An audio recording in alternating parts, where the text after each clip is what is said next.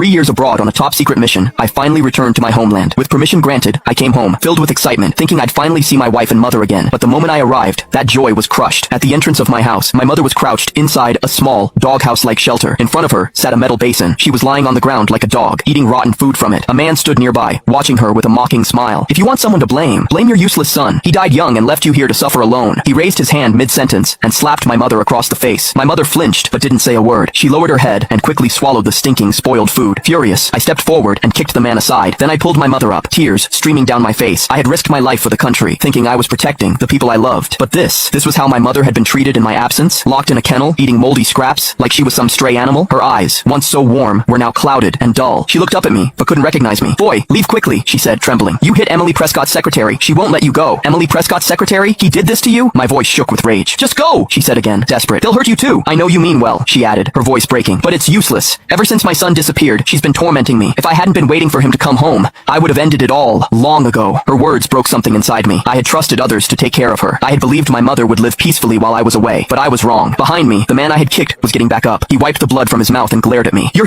dead," he spat. "You think you can touch me? Do you know who my boss is? She's the law around here. You mess with me, you dead." I looked at him, my anger cold now, steady. Without a word, I took out my phone and called Emily. "Hello? Who is this?" she answered, her voice flat and emotionless. "So, you're the queen of the capital now?" I said coolly. There was a pause on the line. Then she replied, "I don't know who you are, but if you're calling to threaten me, I'll find you. And when I do, no one will be able to save you." Her words cut deep. She didn't even recognize my voice. She hadn't saved my number. In just 3 years, she had completely erased me from her life. I clenched the phone tighter, every last trace of patience gone. "I'm at your house right now," I said flatly. "You have 30 minutes. Get back here immediately." There was silence. Then panic bled into her voice. "You're at my house? What did you do to my secretary? You'd better not touch him. Stay right there. If anything happens to Tyler Morgan, I won't let you off the hook." On the other end of the phone, Emily's voice rang out with suppressed anger, and I laughed out coldly as I listened to Emily's words. She had long since forgotten the mountainous oath she once made with me. I still remember that at that time, when I left, she had once said to me that she would take good care of my mother, and even promised that she would treat my mother as if she was her own mother. However, it never occurred to me that after only a few years since I left, she had already changed her heart. She even sat back and watched her own assistant bully my mom. At this moment, all the love I had for Emily had long since disappeared. I hung up the phone and looked at Tyler in front of me. At this moment, I couldn't wait to get him killed. At the same time, I also gave my leader a call. I questioned him. All these years, said to take care of my mom. Is that how to take care of it? On the other end of the phone, the leader listened to me and was also completely frozen. "Jason, because you participated in a secret mission, we couldn't come out. But at that time, I had already asked people to take care of your family. I also didn't expect that they would do something like this." On the other end of the phone, the leader was equally furious. "Jason, don't worry. Bullying and insulting a military family member, no matter who the other party is, I definitely won't be able to let it go. I'll send someone over right now." He hung up the phone angrily, and just as I put down the phone, I saw Tyler climbing up. He looked at me, his face full of gloom, staring at me viciously. "You're finished. You have no idea what my boss represents in the